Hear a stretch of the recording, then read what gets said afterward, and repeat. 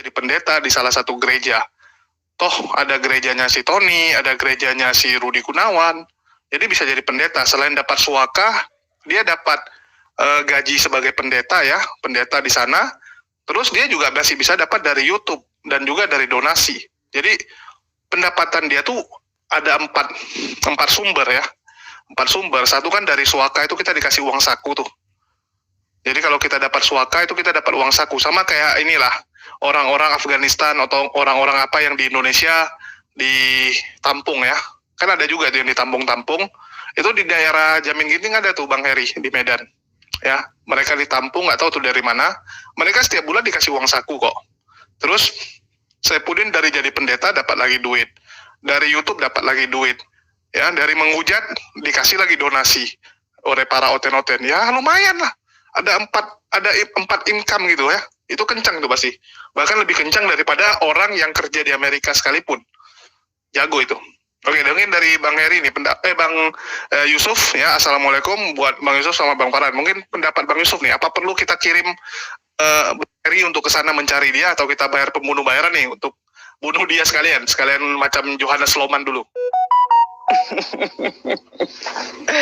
Kalau seperti itu kayaknya nggak perlulah sampai kirim pembunuh bayaran. Bang, tunggu, bahaya kan ya. Mau Jul, nah lapor nanti Jul. Apa? Oh ya, nanti dilapor. Nah lapor nanti. Ya tapi di luar itu di Amerika tuh ada loh pembunuh bayaran. Coba lihat orangnya suami istri. Jangan pula kau yang ngomong. Lanjut kacau ya. Iya, kita nggak perlulah sampai segitunya.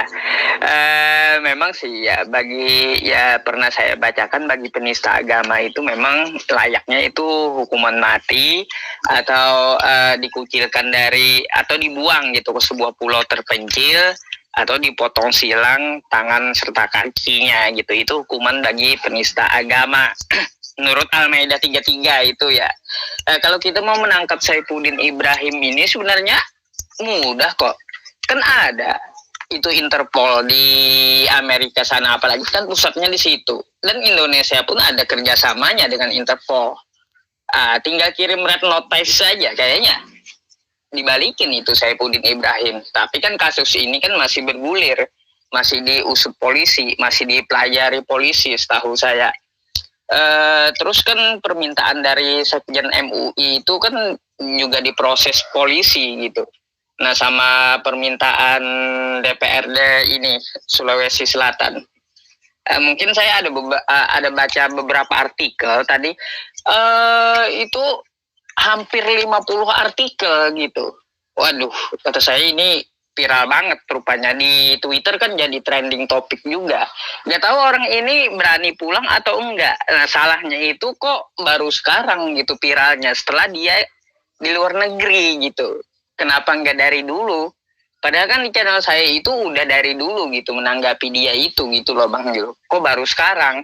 Mungkin karena video saya itu dibagikan oleh ya pihak NU ya. Kalau pihak NU kan cepat gitu ininya. Ya jaringannya gitu Bang Jul. Akhirnya kan viral videonya. Nah, jadi seperti itu. Kalau untuk menangkapnya mudah lah menurut saya. Oke. Kalau aku sih bilang agak susah ya, karena kasusnya ini bukan kasus yang mau diurus Interpol ya, sama kayak Paul Jang.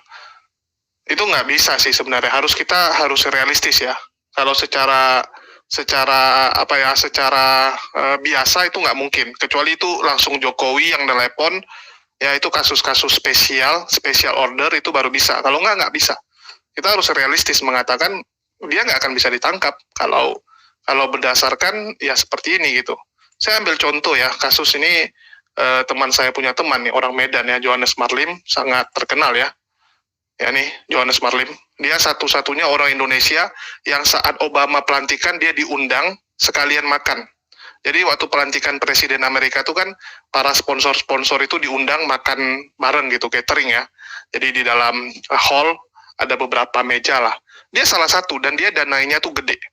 Bahkan dia punya kasus EKTP itu bukan hanya Indonesia loh. India pun pakai proyek dia. Dia tuh masuk ke pemerintahannya India juga. Ya saya ingat gara-gara teman saya ini kan teman dia. Jadi waktu dia pasang profil pic, udah pulang ke Indonesia, yang tinggal di luar, yang mungkin ke Indonesia itu cuma 5 tahun, bahkan 10 tahun ya. Bibi aku nggak pulang-pulang perasaan dia. Terakhir dia pulang waktu aku masih kecil. Sampai sekarang nggak pulang-pulang lagi dia, nggak pernah gitu, nggak pernah pulang. Ya mungkin kalau nenekku meninggal mungkin baru pulang gitu. Kalau kakekku waktu itu kan meninggalnya di Cina. Jadi agak beda. Bisa sih sebenarnya, balik lagi ke orangnya gitu. Yang penting ujung-ujungnya ya ada duit apa enggak gitu. Kalau Saipudin kan di sana dia juga akan diberikan pekerjaan ya. Salah satunya ya mungkin jadi pendeta di salah satu gereja. Toh ada gerejanya si Tony, ada gerejanya si Rudi Gunawan. Jadi bisa jadi pendeta. Selain dapat suaka, dia dapat gaji sebagai pendeta ya, pendeta di sana. Terus dia juga masih bisa dapat dari YouTube dan juga dari donasi. Jadi pendapatan dia tuh ada empat sumber ya. 4 sumber. Satu kan dari suaka itu kita dikasih uang saku tuh. Jadi kalau kita dapat suaka itu kita dapat uang saku. Sama kayak inilah orang-orang Afghanistan atau orang-orang apa yang di Indonesia ditampung ya. Kan ada juga tuh yang ditampung-tampung. Itu di daerah Jamin Ginting ada tuh Bang Heri di Medan. Ya, mereka ditampung nggak tahu tuh dari mana. Mereka setiap bulan dikasih uang saku kok. Terus Saipudin dari jadi pendeta dapat lagi duit. Dari YouTube dapat lagi duit. Ya, dari menghujat dikasih lagi donasi oleh para oten-oten. Ya, lumayan lah. Ada empat income gitu ya. Itu kencang tuh pasti. Bahkan lebih kencang daripada orang yang kerja di Amerika sekalipun. Jago itu. Oke, dengerin dari Bang Heri nih, Bang Yusuf ya. Assalamualaikum buat Bang Yusuf sama Bang Farhan. Mungkin pendapat Bang Yusuf nih, apa perlu kita kirim Bang Heri untuk ke sana mencari dia atau kita bayar pembunuh bayaran nih untuk bunuh dia sekalian macam Johannes Sloman dulu. Kalau seperti itu kayaknya nggak perlulah sampai kirim pembunuh bayaran. Bang, tunggu. Bahaya kan ya. Mau Jul. Nah lapor nanti Jul. Apa? Oh ya, nanti dilapor. Nah lapor nanti. Ya tapi di luar itu di Amerika tuh ada loh pembunuh bayaran. Coba lihat orangnya suami istri. Jangan pula kau yang ngomong. Lanjut Jangan saya. kacau ya. Iya, kita nggak perlulah sampai segitunya. Memang sih ya pernah saya bacakan bagi penista agama itu memang layaknya itu hukuman. Ya kongkosnya memang mereka disuruh menimbulkan ketakutan. Loh, kok menyebarkan agama dengan ketakutan? Ya, kalau saya sih biarkan saja. Ya, orang Kristen begitu kan, sudah saya ingatkan kemarin kepada kalian ya. Ya, jangan kalian pernah melaporkan orang karena orang menghina Yesus, menghina Kristen, menghina agama, menghina kitab suci, jangan. Karena Yesus mengatakan itu urusanku, urusanmu ikut laku. Tetapi kalau dia ini sudah mengancam orang, bukan menghina Yesus, dia mengancam orang, itu sudah bisa dilaporkan dan sudah bisa minta perlindungan ya.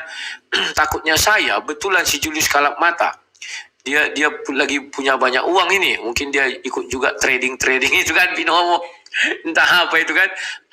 Betulan dia kirim. Kenapa? Tidak mungkin seseorang berbicara begitu jikalau uangnya tidak ada dan tidak sanggup mengirim seorang pembunuh bayaran. Contoh saya misalnya, saya orang miskin. Mana sanggup saya menceritakan sama kalian bagaimana kalau kita kirim seorang pembunuh bayaran, uangnya dari mana? Ya, itulah namanya mensrea, niatan jahatnya sudah ada kawan. Oke.